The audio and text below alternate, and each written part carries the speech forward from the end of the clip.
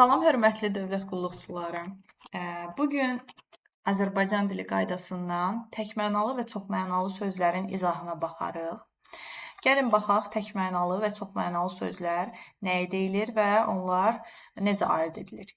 Gəlin başlayaq. Təkmənalı və çoxmənalı sözlər.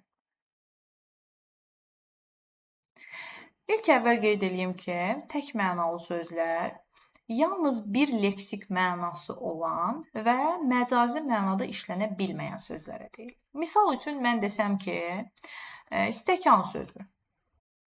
Biz bilirik ki, stəkan sözünün yalnızca lüğətdə bircə leksik mənası var. O da maye belə deyək, qəbul etmək üçün istifadə etdiyimiz əşyadır. Yəni, bundan başqa izahlı lüğətdə stəkan sözünün başqa bir leksik mənası rast gəlinmir təbii ki. Və həmçinin stəkan sözü məcazi mənada işləmir. Ona görə də bu söz tək mənalı sözdür. Və yaxud da ki, başqa bir söz olsun. Deyək ki, məsələn, 8 sözü. Bilirik ki, 8 sözün leksik mənası say bildirən, belə deyək, bir miqdar sayıdır. Yəni, bunun başqa bir leksik mənası yoxdur. Və bu söz məcazi mənada işləmir deyə tək mənalı sözdür. Və yaxud gəmi deyək.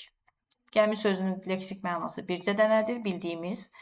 Və bunun başqa bir leksik mənası yoxdur və məcazi mənada işləmir. Ona görə də bu sözlərin hər biri tək mənalı sözlər sırasına daxildir. Və çox mənalı sözlər nədir? Çox mənalı sözlər dedikdə, namizədləri ən çox çaşdıran odur ki, çox mənalı dedikdə elə başa düşürlər ki, bir sözün gərək bir neçə leksik mənası olsun ki, biz ona çox mənalı deyək. Xeyr, elə deyil. Çox mənalı söz dedikdə, burada nəzərdə tutulan sözün bir neçə leksik mənasını yox, bir neçə məcazi mənasının olması nəzərdə tutulur. Misal üçün, belə deyək, mən yazıram burada baş, düzdür? Baş sözünün həqiqi mənası, yəni bildiyimiz məna nədir? Misal üçün deyirik ki, insanın başı. İnsanın başı. Bu, bunun həqiqi mənasıdır. Və bu sözün bir neçə məcazi mənası var. Deyirlər ki, dağın başı. Düzdür?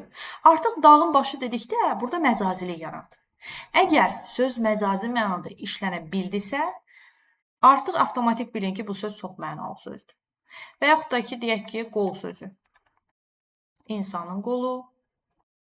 Bu, həqiqi mənadır. Bir də deyirəm, çayın qolu. Və yaxud da deyirəm ki, köynəyin qolu. Köynəyin qolu. Və yaxud deyə bilərəm, ağacın qolu. Qolu. Fikir verirsinizsə, qol sözünün bir həqiqi mənasının yanaşı, 3 məcazi mənası ortaya çıxdı. Deməli, qol sözü çox mənalı sözdür.